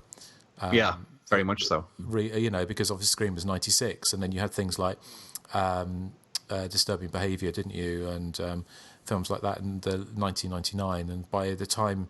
And it was a Final Destination was 2000, wasn't it? And by 2002, you'd almost got that whole horror wave of the mid 90s, early 2000s was panning out. So it was a victim of its own non-success. But surprisingly, one champion of the film, who, as many of you, people who know of the horror critic Kim Newman, who's a British horror critic who does Video Dungeon in Empire magazine, and he's a big horror movie fan. He's not a fan of slasher movies at all. He doesn't like them. But he seemed to be quite a fan of this movie, surprisingly. So that's weird. Yeah. So Nathan would be impressed that I'm reading this from Wikipedia, not IMDb. But but he says, I am. Yeah, thank you. So I'll do my research. Kim Newman said, wittily scripted, smartly directed, and well played by an unfamiliar cast. This is a real treat for all those who have suffered through the story so far. So, yeah, which I thought was interesting. But God, he'd be the total opposite of Joseph, because he's making it sound like this is the only good one out of all of them so far. I know. Well, there you go. But his credibility is called into question. Well, we all have our different opinions. But yeah, so that was it really. I mean, I think it would have been interesting to see what the original script ideas were and what this could have been and what this could have been with the original vision basically. But tampering is rarely good for a film, is it? No, it's rarely good. So, but yes, well, that was Jason X. So next time, what's we got? I'm trying to think what comes after this. we have to do our feedback first. No. I mean, I'm thinking next time we cover a Friday the 13th film. It's Freddy versus Jason, isn't it? Yes. Yeah, it'll be next year. I think it was. Let me look and see. It'd be Freddy versus Jason on April of 2018. Right. Okay. So, all right. Well, that was Jason X, starring that one from Destiny's Child. Yes. So what do we want to do next? So how about is it time for your joke of the week, Erik? Do we think? I think it might be time for my joke of the week. Wow. Okay. Hang on to your hats. It's my joke of the week. It's so freaking fantastic. So the original concept was to I hate you.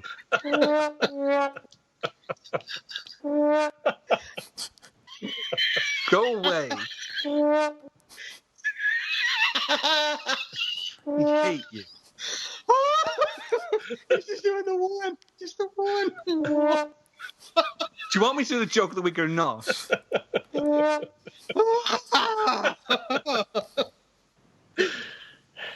God, the original concept was to have the killer being an old girlfriend of Mr. Voorhees. It was going to be called Jason's X.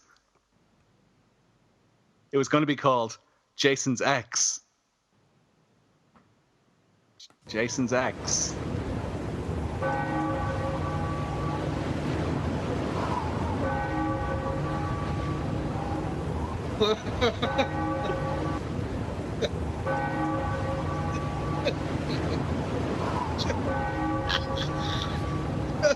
One wolf was funnier than your joke.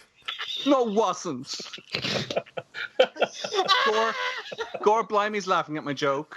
Aren't you, Gore? Yeah. Oh, my stomach hurts. Oh, help me. Wow, my joke was that good. Wow. You are welcome. Thank you, Erik. I give that joke a 5 out of 10. Yeah. Hey. What? That doesn't mean I hated it. It means you were indifferent to it. Your joke is the equivalent of the film. I think it's very fitting. Yeah, well, your brain is the equivalent of dude. Erik, do you want me to review your joke? No. I can tell. Hey, we can add that as an extra section of the show. We all review Erik's joke when he finishes. Yeah. Well, what did you think of it, Justin? I'm sorry, I gotta go wash my hair. It was 5 out of 10. Well, Gore Blimey thought it was a 10 out of 10. I can I think Gore Blimey's just being polite, but thank you, Erik. A 10 out of 10. So, well, how about we do after the credits? Because I think it's perfect time for that, isn't it? If you want to do that 5 out of 10 segment, then go ahead, be my guest.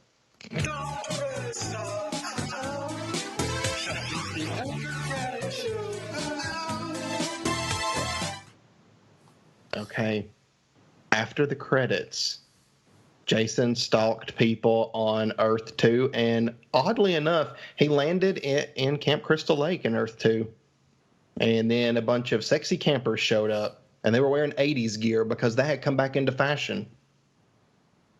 And what kind of mask is Jason wearing in this sequel? He starts out with the bag.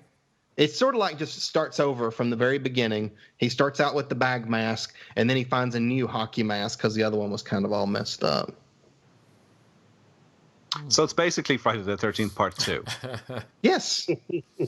It's like Uber potato sack. Yeah. Yeah. Is there an Uber Alice as well?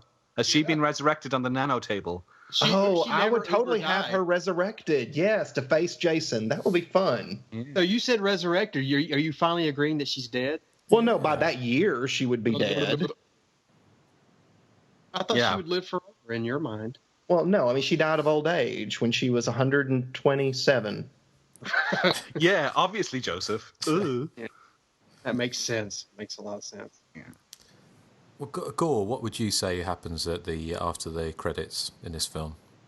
I think that the geeky guy and his sexy android, who's just a head by now, I think they'll probably settle down and live happily ever after. And I don't think they'll really bother with the rest of her body, because I think they'll probably be happy with just the head, I think.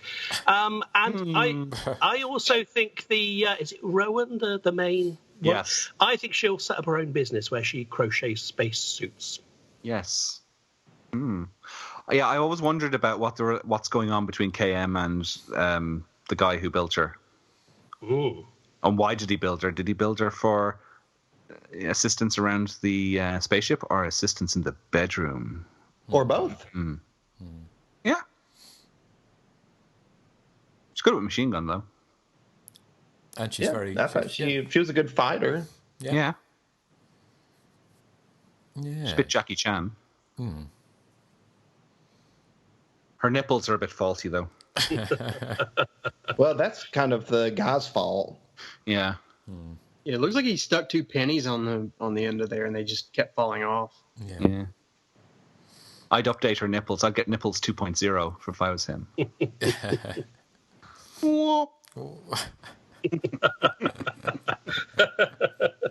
You just love that sound effect, and you love demeaning me. What about you, Eric? What do you think happened? I like the idea of it going back to being a Friday the 13th movie, like you said. So yeah, I want Earth 2 to be kind of like stuck in the 1980s, possibly 1981 or even 1982, which means Toya would be on the radio all the time as well. So there'd be a Toya soundtrack to the sequel to Jason X, and Jason would. Let me give my review of that right now. They'll need someone to play his mother. That's true. Oh, you can come back, Gore. Eric, you just got shaded. No, Susie is in the prologue, but she gets brutally murdered and decapitated, and then Jason does a poo in her dead body. And that's the prologue. That's quite a prologue. Eric, were you president of your debating society at college? We didn't have a debating society in my college. Eric went to college. There's a I did go to college. I'm well educated. Sorry? I said, what about you, Joseph? What do you think happened? Because you hated it, so. Well, I'd say he fell to Earth 2. The fall killed him. He went to hell, and Freddy resurrected him. And since I don't believe in hell or heaven or anything like that, but I would imagine that it's timeless. So for some reason, I'm going to tell that Flanders what you just said. Yeah, since timelessness, it just reverted back to the early 2000s. Well, if he's the man who fell to Earth, then maybe the man who fell to Earth is a sequel with David Bowie as Jason. Yeah. David Bowie playing Jason Voorhees. There you go. What about you, Justin? Well, I was just thinking. I was trying to think if they did a Friday the 13th sequel now with everyone, because obviously one of the big things in the early 80s slasher movies, nobody had mobile phones, and so. Even with films like I think in Wrong Turn, they had to sort of come up with ideas about you couldn't get a signal and all that kind of thing. But in the 21st or 25th century on Earth 2, then the likelihood there would be social media, there would be whatever the Facebook and Instagram is of like the 25th century. So I imagine there's just lots of dumb teens sort of live streaming their own deaths. But I think Jason, I think Jason, he belongs in the 1980s.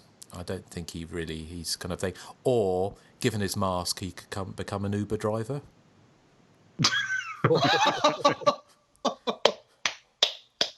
I don't know. Wow. 10 out of 10 joke. Thank you. No, it's not. Yes, it is. Dare you. He doesn't have a jingle for his joke. I have a jingle.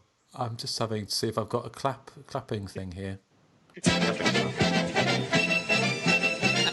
That's my jingle for. Hey, is that the music from House of Death? Is it? I don't know. No, it's Price is Right.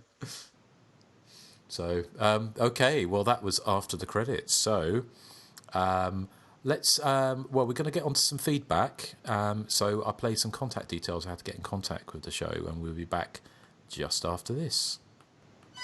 The content of this podcast was provided by Justin Kurzweil, Erik Frillfall, Nathan Johnson, and Joseph Henson. If you enjoy our program and are willing and able to provide a donation, please visit us on Patreon and become a content-designated subscriber. That's patreon.com/The Hysteria Continues. For non-subscriber PayPal donations and general feedback, our address is the.hysteria.continues@gmail.com. To listen and interact, simply search for The Hysteria Continues on iTunes, YouTube, Facebook, and Twitter. Susie versus Toya forever. Ooh, I like that improvised new jingle there, Joseph. Yeah, I did. It kind of reminds me of The Simpsons. And now here's Mr. Black. It's just always the Simpson references I don't get. But anyway, thank you for anyone who's written in. We've actually got quite a lot of feedback, so we're going to spread it out. Because it's been quite a big one tonight, so we can't take it all at once. So I think he's just trying to egg Gore Blimey on to do more. Yeah. So he needs no encouragement. So we're going to spread it out anyway, so we can fit it all in at some point. So anyways, we have got some feedback. Who would like to go first? I've got a big long one. Okay. Oh, you're talking about feedback still? Oh, sorry. No. I do have a big long one. This is from Clancy Peterson. He says, "Hey guys, I just want to say that Eric's joke of the week this week was definitely 10 out of 10, and everyone who says it isn't is a poohead." And then he also goes on. Thank you, Clancy, for that. Clancy also goes on to say, "I recently discovered your podcast because I've been having a bit of a summer slasher marathon. I love all the horror film subgenres, but was in the mood to spend a few months focused on the slashers and proto-slashers.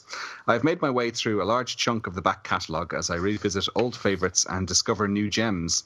The Mutilator was one of the new discoveries. I'd heard of the film, but somehow never saw it. The dark opening had me hooked, but it was when the wonderful intro song began to play that I knew that this was going to become a favourite." Cue Joseph singing the intro song. Hey. No? For the Mutilator? Oh, we're going on a fall break, walking hand in hand in the moonlight. There you go. Very good. Excellent. Thank you. I had a lot of fun with the shifts in tone, the characters, and the kills. Thanks for covering this film. The episode was top-notch, and it was awesome to hear your thoughts. The guest from Arrow Video was a perfect addition to the episode. That was, of course, Ewan Kant, which you can see on the Slayer Blu-ray as well. Ewan is on that in the extras, which has just been released. I was watching that during the week as well. Mm-hmm. I watched the film on Shudder, but will be ordering the Arrow disc to get access to the bonus features. That documentary they put together sounds fantastic. One final question. Maybe I missed them showing a larger cache of beer, but if not, what group of 6 people are able to party with only 2 sixers of beer? I think this is a question for our resident alcoholic, Justin Kurzweil. Oh, Erik. Six people and only 12 cans of beer? Well, it doesn't sound much like a party to me. It'd be one for me because I'm like a two beer guy, so it'd be like 2 beers. I'm a no beer guy, so you can have my ones, Justin. But you enjoy a suck on a stiff cocktail, don't you? I do. I like to get a nice stiff one inside me early on in the night. It helps lift me up. Anyway, Clancy goes on to say, "Keep up the great work. I have been telling everyone in the Portland, Oregon horror community that they should be listening to your show. I'm also an obsessed collector of Blu-rays, and I have plenty of your commentaries to sit down with soon. Cheers," from Clancy Peterson. Well, thank you, Clancy. Yes. Well, that's very nice words from Clancy. Okay. I like Clancy Brown. Clancy Brown. Oh, can we just start calling him Clancy from Highlander? Brown? Yeah. Shawshank Redemption, Pet Sematary 2. Well, thank you, Clancy. And who would like to go next? I have a perfect-sized feedback. Oh, okay. It says, "Greetings, gentlemen. Since my last email, I have laid witness to the travesty and a half that is the new Leatherface film, and I want my money back, to say the least. It may be that some people aren't fond of the new It. I personally love it, but it's hard to say it isn't the best horror film of 2017 compared to its competition. On another note, have you seen or heard any more concerning Friday the 13th, the game? Despite its bugs, of which many have since been ironed out, it's a very enjoyable experience that pays a very loving, detailed homage to the movies and franchise as a whole. Last accounts I had, they are soon going to add Jason from Part 4. Sincerely, the Hobgoblin. Thank you, Hobgoblin. I've heard bad stuff about the new Leatherface movie. I haven't seen it yet, but I've heard a lot of bad things about it, actually. Yes. Apparently, it's like a sub Rob Zombie Devil's Rejects ripoff. Yeah, Jason X won't seem so bad now, will it, Joseph? Yeah, not really, actually. I bet you Joseph likes Jason X better than Halloween 1 and 2, the Rob Zombie versions. Surely you do. You would be correct in that assumption. Okay. But I haven't played Friday the 13th, the game. I've heard good things, and I think I would enjoy it. I just don't have the game system needed. Yeah, I want to play it, but I'm not much of a gamer. I like the really old games, but I don't really play that much. I have the Friday the 13th game for my Xbox, but because it's only multiplayer, you need Xbox Live to do it, and I only subscribed for a month. And I think I've said this before, I couldn't really get into the game because when you're playing online against sort of teenagers who are playing it 24/7, the game lasts about 30 seconds and you're killed. And it's very hard to get to grips with. I'm waiting for there's no single player option on it yet, but apparently that's on the way.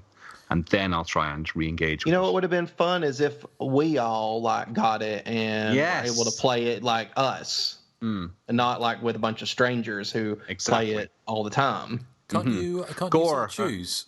Can't you choose who you play with? No, I don't think so. No. Okay. So you can't choose like Billy from Friday the 13th Part 5? You probably can, but I don't know anyone else who owns an Xbox. Well, my nephew does, but he probably wouldn't have Friday the 13th the game because he's only 10. Okay. Gore, are you a fan of gaming? Games? Oh, God, I'm rubbish at them.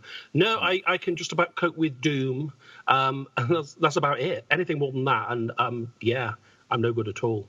So nobody would want to play with me. Yeah, I'm afraid I peaked at Super Mario Brothers 3 or something like that.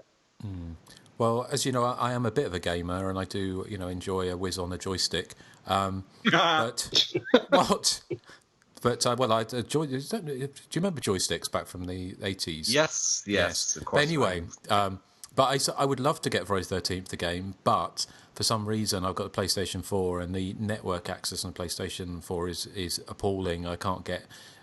So I wouldn't be able to play a live game across kind of live network. So I'm holding out for the single player because I played Until Dawn, which I enjoyed, which is the other kind of slasher movie thing. There's the other one, which I can't remember the name of now. I can't remember the name of it, but there's another slash movie. Barbie's Adventures in That's the one. Fairyland. That's the one. Yes. Yeah. But no, when it does come out. But I'd love to play with you, Eric. But I'm sure you would. Unfortunately, I don't have the equipment to do it at the moment. What, did it fall off? No, it's just like the nipples. Like the nipples. Yes. So. But yes, well, thank you. Is any other feedback? I've got one here, but I got Facebook feedback. Oh yeah, do you want to do the Jason X Facebook feedback? I forgot to do that, so apologies to all the people who've written in. Sure, I'll just run through these real quick. James Andrew Mullen says, "This was my first Friday the 13th I ever saw on VHS back in 2002. Love the futuristic design elements and many of the kills, particularly the liquid nitrogen kill. I thought that was cool. Jason Voorhees was so badass in taking out army grunts and being revived as Uber Jason. I really have a soft spot for Jason X myself." Bob Hartshorn says, "So Jason X then, what's to like? Well, Mr. Voorhees' cosmetic makeover is fun. The cryogenic head smashing is fun as well. Crystal Lake holodeck sequence is also fun, until it's prematurely pissed up the wall, out the door, and into the nearest black hole marked stupefying missed opportunity. The rest of the movie deserves to get lost in space forever with nothing but Jar Jar Binks for company. Verdict: Jason X equals giant radioactive turd in the Friday the 13th punch bowl." Ooh. Yeah. And harsh. Tristan Comer says, "Aside from the liquid nitrogen death, this movie sucks on so many levels." Hey, that's a quote from the movie. Yes, it is. John Matthews says, "Love this film. I caught it when I was on holiday in Melbourne, Australia back in 2002. Us Australians always get movies a year late." Oh no. Yeah. It was Not the playing. accents. It's the accent show, yes. It was playing in a small cinema in the city center. Thoroughly enjoyed it. Was a fresh take, and it was Citizen Kane compared to Jason Goes to Hell. No. Gory, funny, and what it should be, a slasher, not a bad rip-off of the hidden. Always an enjoyable watch. Let's see here. Josh Grattan says, there are times where I get the urge to watch this. When I do, I remember why I consider it the worst in the series and shut it off after 45 minutes. Hate it. Paul Allen Hobby says, and I guess this is his hobby horse for the day. For me, the worst by far is Jason Goes to Hell. Lee David Bullock says, it's so underrated. Mike Alishan says, oh, matron, it's time to man up. I see what he did there. Alex Bowley says, it's not too bad at the start and has one of my favorite kills of the series, but gets lost around the halfway point and just gets boring. Then again, it gets bonus points for the Cronenberg cameo. Matt Mentor says, saw it in the theater. Most memorable line, what's a bike? I actually did like that line. Yeah. David Cook says, odd to see a Friday with a 15 certificate. Still much better than Jason Goes to Hell. Okay, Lawrence Adams says, you guys are going to force me to finally watch this. Yes, we did. Nick Yeoman says, not my favorite in the series, but of all the Ghost to Space films, this beats Leprechaun and Pinhead hands down.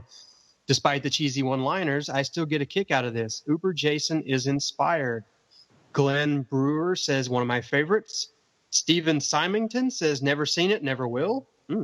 And finally, Ara Alishan says, I'm not opposed to blending some humor in here and there.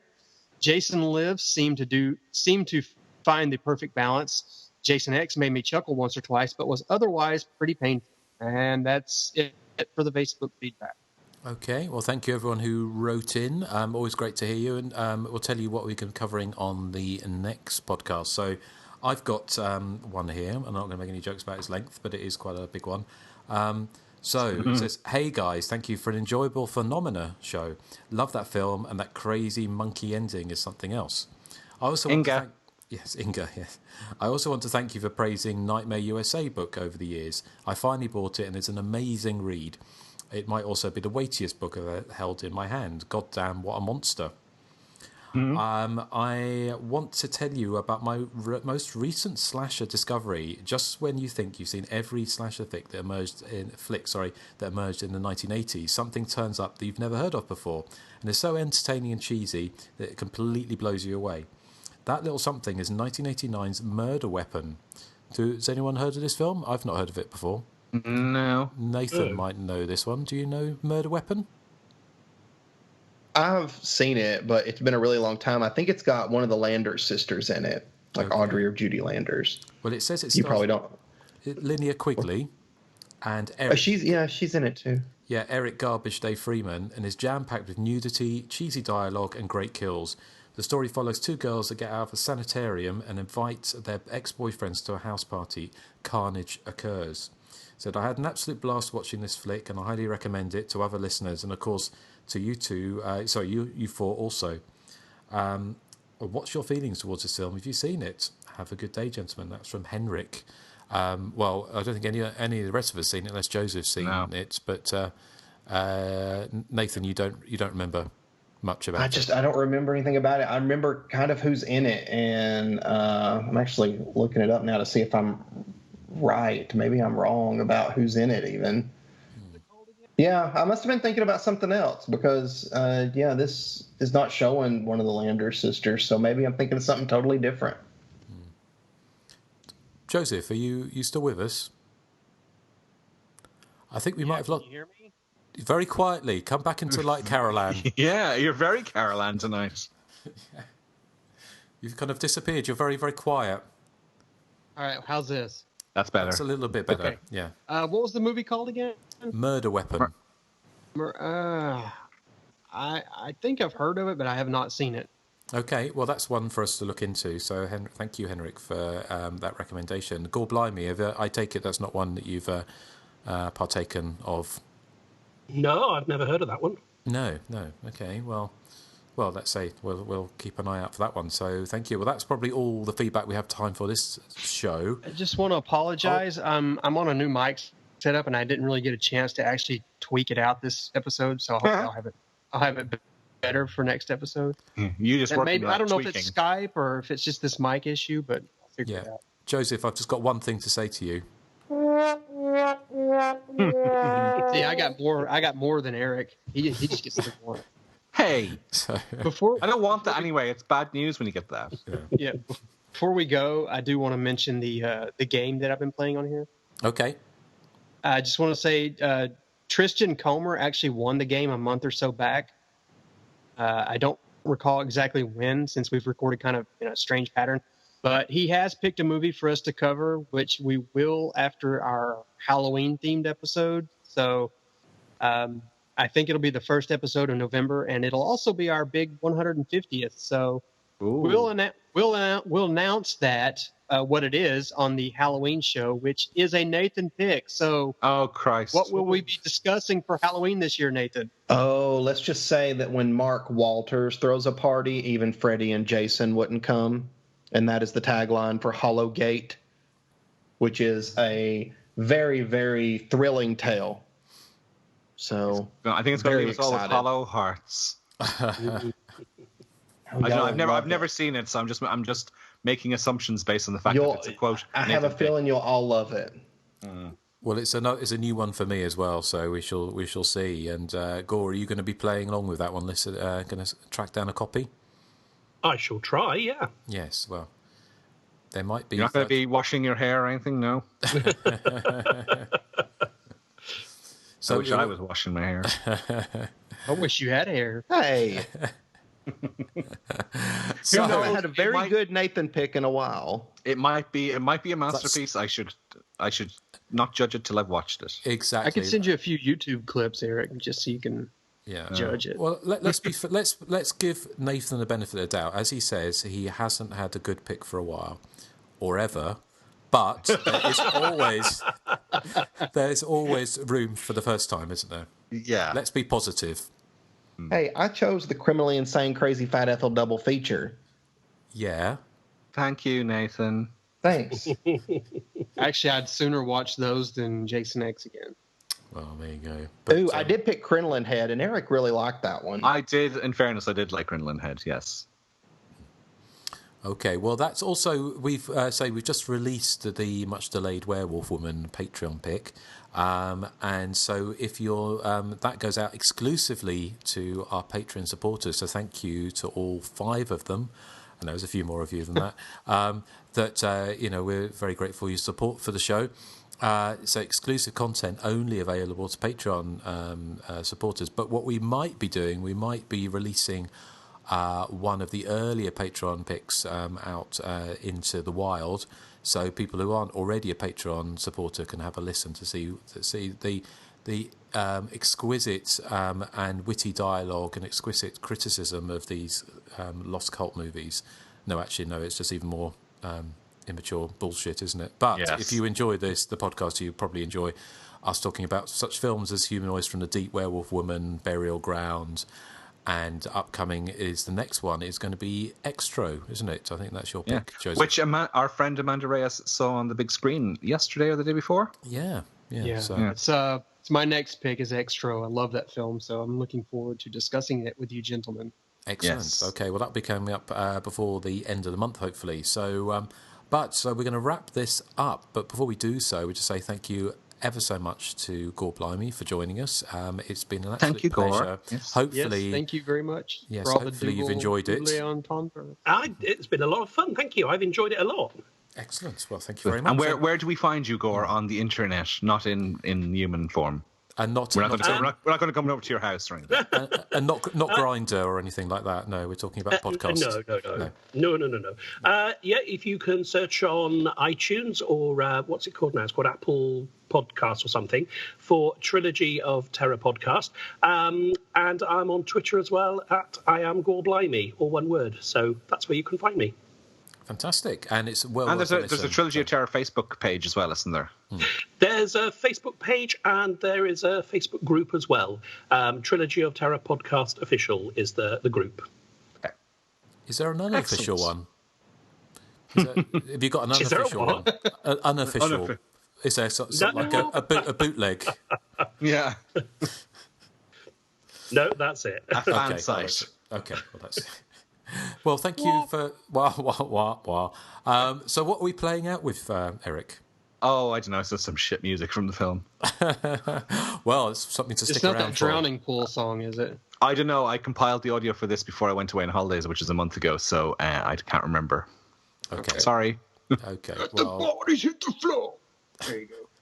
I don't think it's that one. Oh, thank you. I think it's a piece of Harry Manfredini music, but I can't be 100% sure. Okay. I'm not did very. He score Jason X? It didn't sound like it. He did, yeah. Really? Mm-hmm. Wow. Yeah. Well, let's we'll play out with that, and also maybe a few outtakes from the show. So well, thanks for joining us, Gore, and thank you for listening. And we will be back next time with a classic Halloween. No, we're back next time with Hollowgate. Nathan's pick. So, well, look, if it's better than Rob Zombie's Halloween, then I'll be happy. Exactly. It is. Yeah, it is. It couldn't be worse. So, okay, well, we'll play you out and say goodbye to the good people. Goodbye, good people. Goodbye, good people. Bye.